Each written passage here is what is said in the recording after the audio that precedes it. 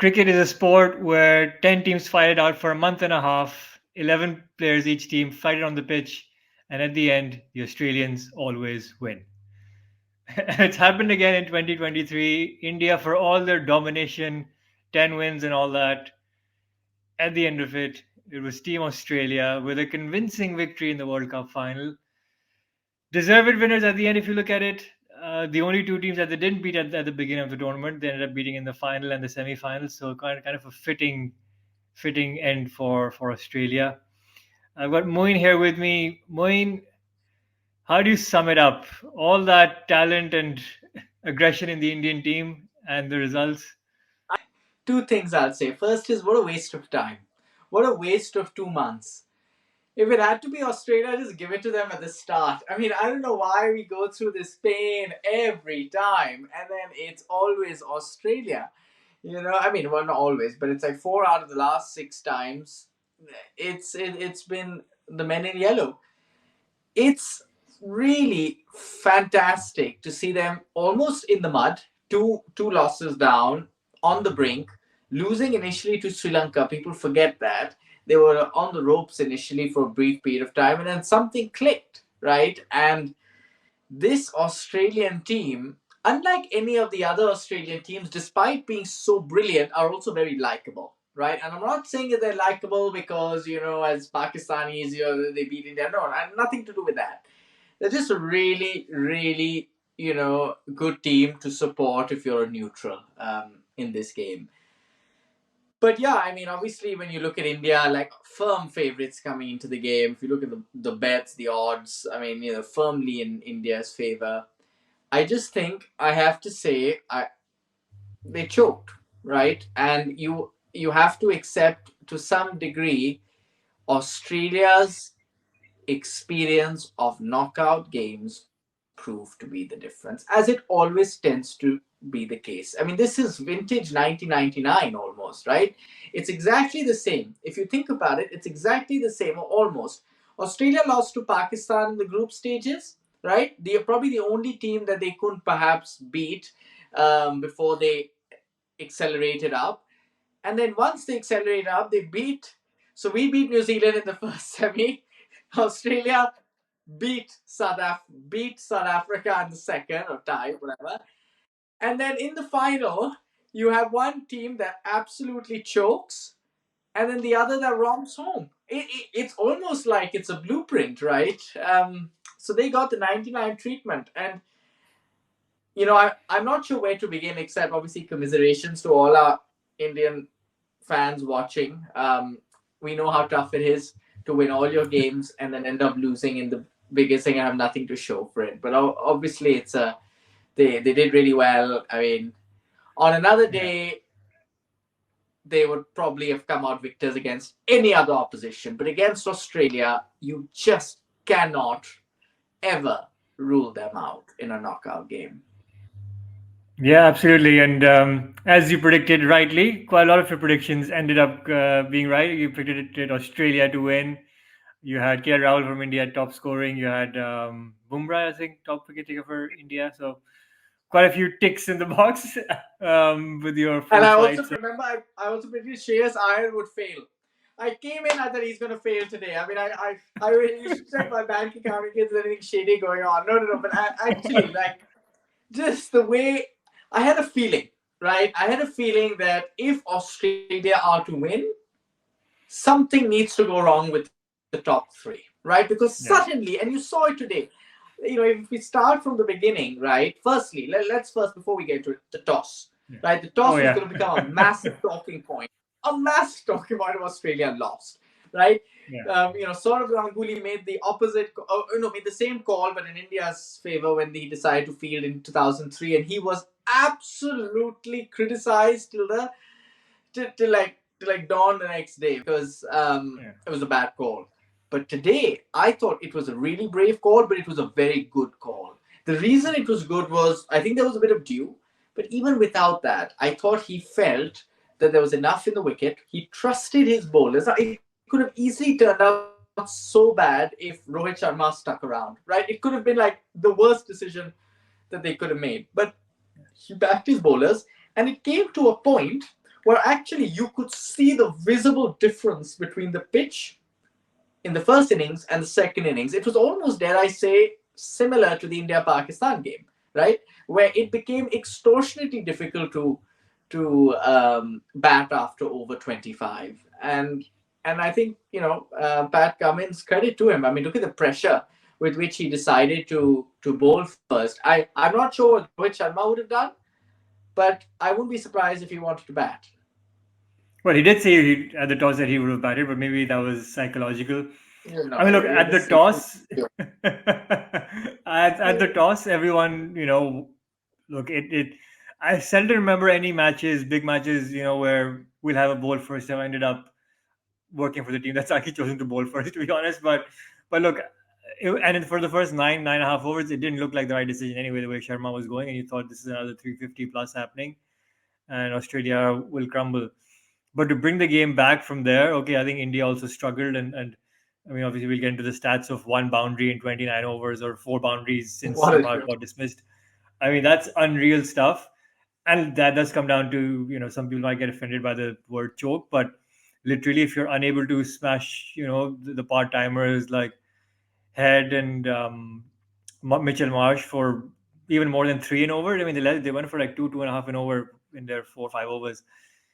You can't call it anything but a bit of a joke, right? So, No, absolutely. um, Absolutely. but on the toss situation, right? I mean, look, yes, the first 10 overs of the Indian innings, but what I was, from an Australian point of view, what I was afraid of was the Indian bowling under lights in the first 10 overs, and that showed. I mean, they got them 47 for three. That was, I think, the thing that I was probably most worried about, because India are phenomenal under lights with the new ball. India's performance with the new ball, I think there's one decision we need to discuss. Although Shami did get Warner out with his first delivery, I think, or first or second delivery. I mean, you kind of literally negated What's Siraj.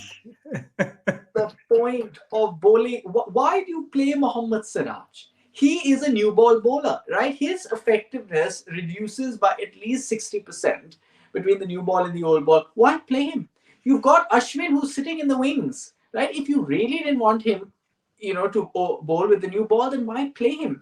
And it's not like you're defending 150. You're defending 250, almost 250, right? It's not like, oh, yeah, it's now or never. You could easily have given Mohammad Siraj 2, 3 overs. And in fairness to him, he may not have got the wickets tally that the others have had. But I remember against England and against a couple of other teams, he had really good opening spells. I mean, there was that brilliant, brilliant wicket he got. Was it Sri Lanka? Against Sri Lanka, that Yeah, brilliant ball that pitched just between off stump and middle, shaped away, and just past the outside edge and hit off stump, top of off. I mean, it yeah. was a brilliant ball. I mean, he's had so many plays and misses. He's been actually very good also, right? I thought it was a real shame that I think Rohit Sharma caved in. And I think you have to understand also, you give a lot of clues away to the opposition with your decisions.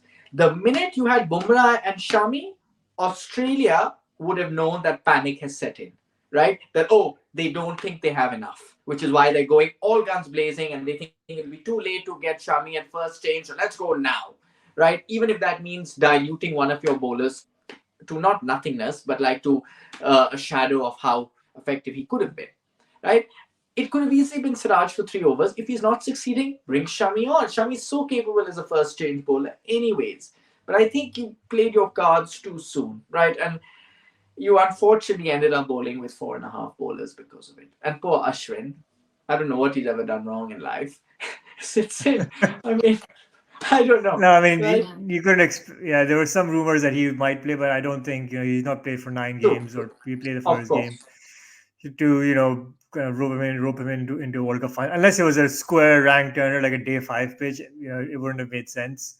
And especially No, with no I know. Hardik Pandya, you can't go with a fourth. You can't only go with two seaming options. We discussed that with Dew and everything. There's always that True. risk. But yes, you've got Siraj. I mean, he did so well against Sri Lanka. He did well against England. I think the only thing they were thinking of was two left-handers, and Shami got, both the New Zealand left-handers out early, and maybe something along those lines. But I mean, you need to back your, your Yeah. premier new ball bowler. But You got Shardul Thakur also. You could bring Thakur in if you really wanted to bring the extend the batting, right? If you wanted like yeah, maybe at first or whatever, you could extend the batting because now, for all that we've said, the yeah, the tail looked long today. It looked very long today. You know. yeah. Um, I mean, I guess it's a good segue to getting into the batting, right? I mean, we discussed this around how the likes of Sky and Jadeja haven't had that much time in the middle, and eventually it showed. You needed them to not just hang around but score runs at the same time.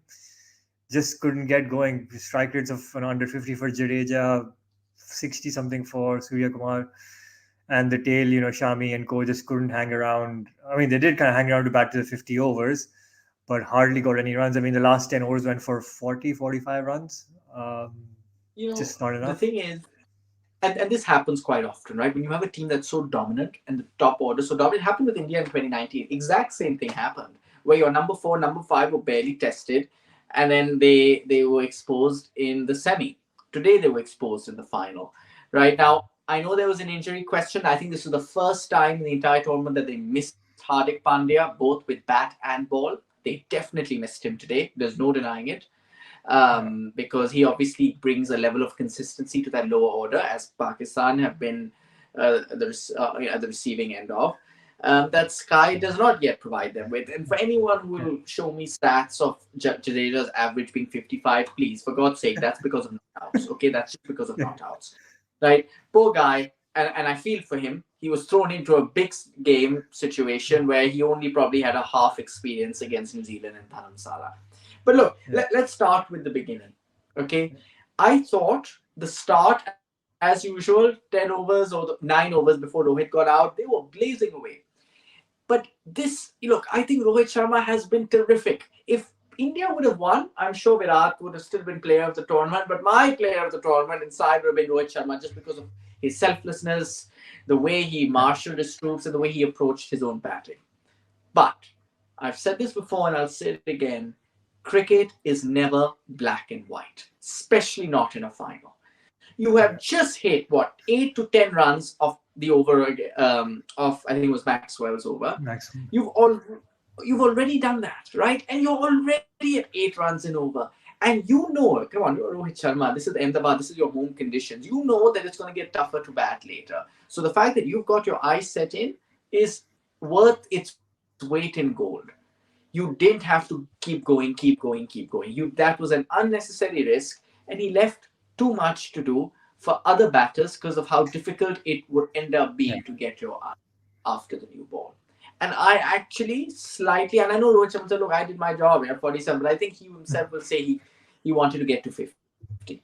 I think there was a bit of that thing. He wanted to hit that release shot, get to 50, and then carry on. And I just think he should have played that situation a bit better, knowing that it may not be that easy coming for the guys lower down the order. And Iyer, poor guy, shares it's his first massive, massive tournament, right?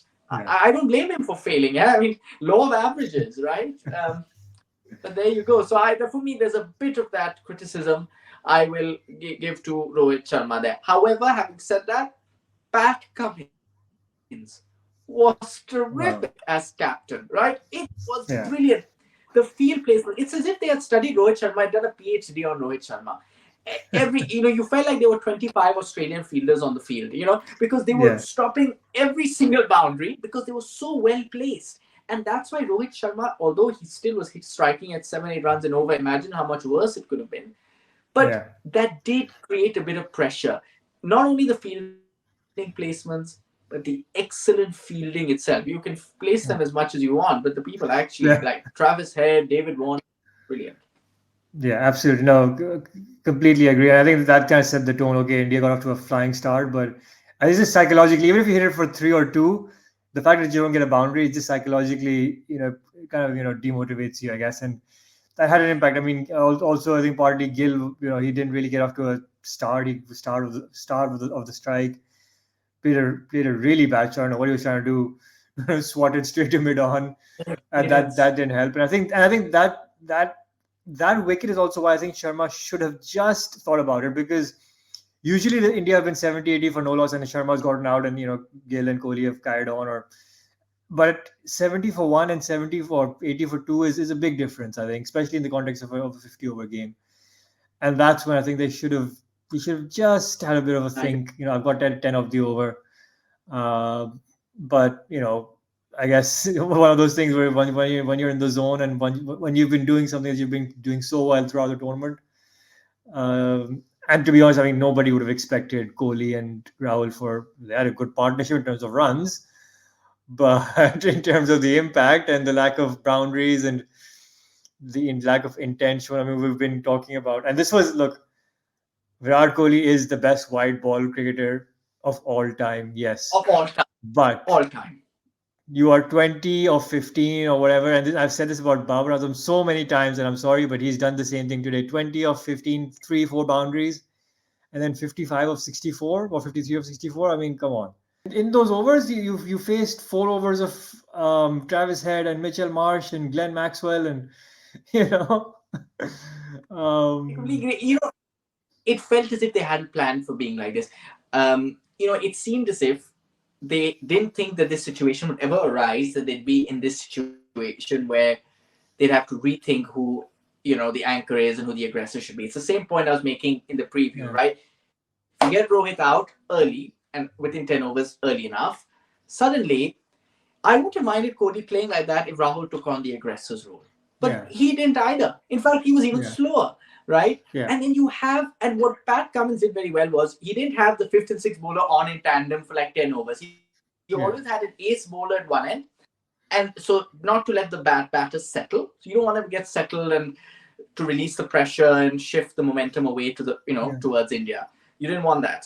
And then you had the fifth, sixth bowler quickly running their overs out, and India just let them do it, right? They didn't make any yeah. plans on who would be the aggressor out of the two, which bowlers they'd attack. It seemed as if it became a survival game too soon. And I'll explain why. This is my theory. People may have different opinions. Expert opinion. Here we go. Here we go. Yeah, my opinion is this. Okay, I guarantee you 80% of the 90% of the time, if this was a bilateral game, if this was a league stage game, I guarantee you Kohli and Rahul would not have played like this. Guaranteed.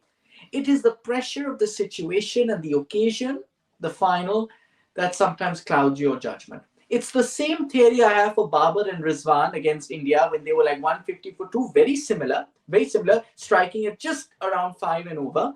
Luckily, these guys had Rohit Sharma's 8 run over blitz in the Yeah, first 10 overs, which helped them a yeah, bit. We didn't. But same thing. Where now I know that was a league stage game, but an India Pakistan game is a high pressure game, yeah, at least for Pakistanis playing in India and Ahmedabad, right? So same yeah, thing, right? It clouded their judgment. And the same thing happened here. I think they know themselves that they let the pressure get to them. They started thinking about, not being many wickets down and going big at the end for the yeah, 280, 290. This yeah, is the biggest mistake in the modern game because you cannot rely on being on top later in the innings, right? You have to make use of the situation at that point in time. Like enjoy the sun while it lasts. So you should have yeah, attacked. You only 3 wickets down. Don't take for granted it'll be like that later. It may end up being too late, and that's exactly what happened. I even blame Sky. I mean, what are you waiting for towards the end? There's no difference between 20 of 10 or 25 of 40. No difference, right? yeah. And it may get to a point where you're waiting till your 46th over before you attack. You may be too late. You may be 8 wickets down, and that's exactly Yeah. what happened. I get the feeling it's a bit of overcompensation. I think is what happened, especially that Kohli Rahul partnership, where they I thought maybe were a bit over smart or Sharma gave you the start, so I think in their mind they thought okay maybe 320, 330. They saw the pitch slowing up and they thought okay fine, maybe we'll compensate, and maybe it's not 330 pitch, and we won't go hard and we'll go for that 280, 290, and that's why they just kept their wickets in hand. And they're like, at the end, Sky and Co will come and hit it out at 8, 10 and over. But that's the thing, Australia, they kept taking wickets, and it wasn't that any of the wickets were off, silly shots. It was just really good deliveries. And I guess that that's kind of what happens. So if they kept going hard, they probably would have been out earlier. But yeah, look, I mean, even that 230, 280, 290 ended up being 240 just because you didn't get that momentum. Exactly. And you may have ended up being all out sooner, but you may have ended Yeah, up with the same score. And at least you would have exactly. given yourself a chance of having a higher score. That's the point. And Yeah, also, like Hardik Pandya, I'm looking at you, right? You yeah, talked so much about Babar and Rizwan being so timid, and he never let, and that partnership never let, India feel like the game was being taken away from them. The same yeah, thing happened here. Despite this, 70, 80 run partnership that it ended up being, it yeah, never took the game away from Australia. Australia always felt they had a sniff. And that's, yeah, it's literally a dose of your own medicine. So it was a bit disappointing. It was shaping up to be a good finish and then it meandered away to not much. And I yeah. have to say, they were also influenced by the fact that they had Sky and Jadeja in the ranks. And I felt as if they weren't confident, Yeah, I which mean, they for sent me Sky was a at bit seven, of right? a red. They sent Jadeja over Sky, which was a big statement in itself. Uh, Massive, massive, right? And honestly, these are two professional cricketers, right? I mean, you're yeah, backing them in the world's biggest stage. Okay, yeah, Maxwell. Okay, I don't mind Jadeja being over Sky, but the intent or the lack of intent that Kohli and Rahul showed at the expense yeah. of knowing Sky and Jadeja were coming just says a lot, right?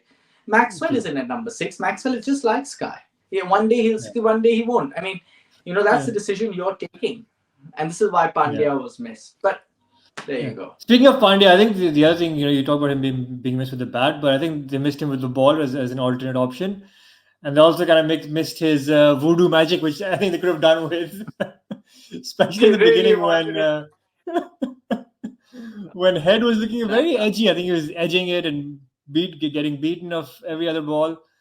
But then eventually, I guess luck favored him and he carried on. And and look, I mean, look, we have to, yeah, I we've mean, been yeah, talking about India. We've been talking about India a lot, but I mean, how about we spend a minute on Travis Head?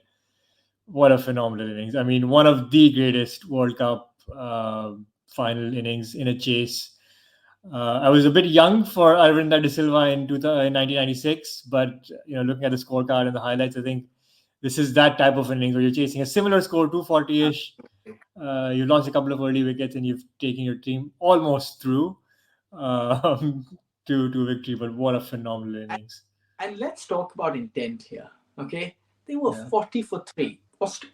Australia were kind of on the ropes. Okay, they knew one more wicket, Maxwell or Inglis, and it was going to be shaky. Smith, shocker of not asking for a yeah, review on what would have guaranteed been umpire's call if not impact outside off. So very yeah, disappointing there. But he didn't let that phase him. He was yeah, brilliant. He kept trying to attack it, and it wasn't like he's like, okay, you know what, because I'm set, I need to play ankle Labuschagne. You no, he was like, yeah, I'm seeing the ball better than anyone else. I'm going to attack. That yeah. intent was phenomenal. I think he's very underrated. I thought he was terrific today.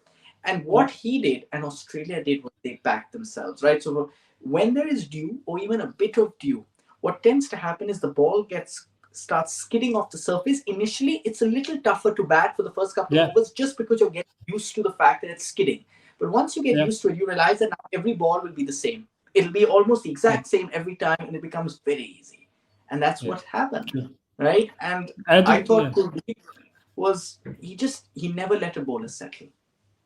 yeah. I think you mentioned the fact around Kohli and KL Rahul, how their partnership kind of meandered. Look at Labuschagne, right? He played at a similar, in fact, a worse strike rate than both of them. But just because Travis Head was going bonkers at the other end, it just looked like they were moving on, and then ended up chasing it down to 43 overs. And if they were batting first at that rate, obviously it's not a like for like, but they would have ended up at more than 300, even though you had a Absolutely. player batting at with a strike rate of around 60 or less than that. But just because the both of them they batted so well together, if both of them would have dropped anchors, then Australia would have struggled. So I think, yeah, I mean, Absolutely. obviously Yeah. it's not just about planning, but the execution was phenomenal. So yeah, I mean, can't and then look, Travis Head again. I think we were also in the beginning of the tournament. We're talking about how he's going to miss the first 4 or 5 games, and I don't know why Australia selected him. And and well, you No, know, now we know. now we know why. They've carried an injured Now player we know. Transport at Now we know. a score of 14 for the first few games. Playing Stoinis and Green and all that. But wow, I mean, how good has this guy been since he's come into the 100 in his first game against New Zealand?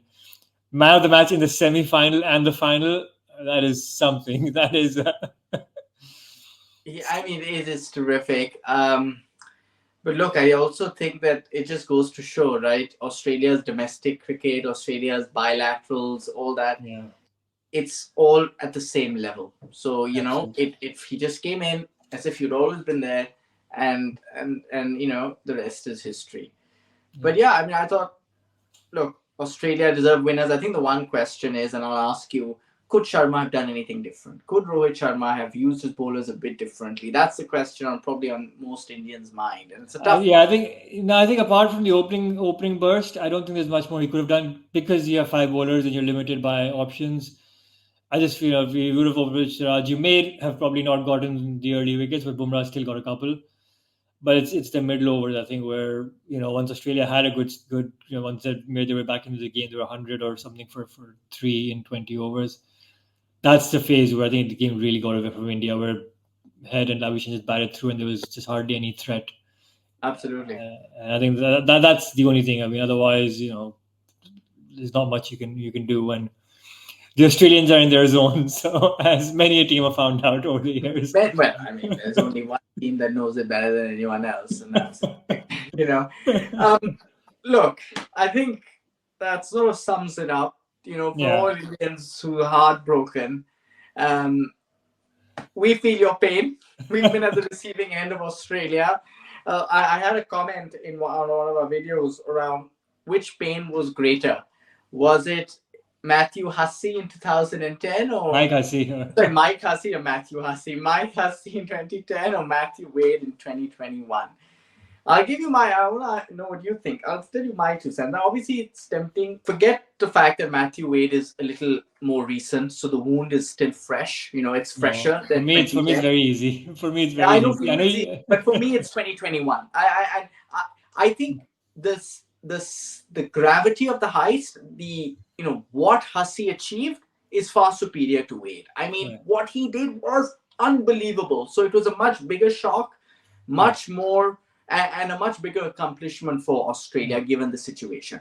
But yeah, the reason why Wade hurts me more, and it's not because the wound is fresher, but it's because we were undefeated in that tournament. That tournament was ours, whereas 2010 we got in through the back door like we always do. It was slightly different. So I felt 2021. It just given we were going to play New Zealand, we were probably going to beat them in the final. yeah. For me, it's got to be 2010. But There you go. just the sheer, scar, and you felt flawless at that time. Ajmal was in such a good form, and anyways, So, don't want to evoke those memories again. yeah, let's not But talk. then, Anyways, look, what a great World Cup it's been.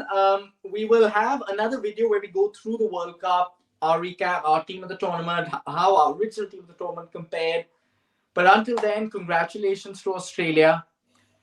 We actually look like fools sitting here and thinking that it would have been anything different other than Australia. That's how Australia makes you feel every time they come out and just win. Sixth trophy. I mean, we should just give them the next 10 trophies and scrap the ODI World Cup. I have no idea. But, all anyways, right. thank you, Thank you. Zai. Thank you.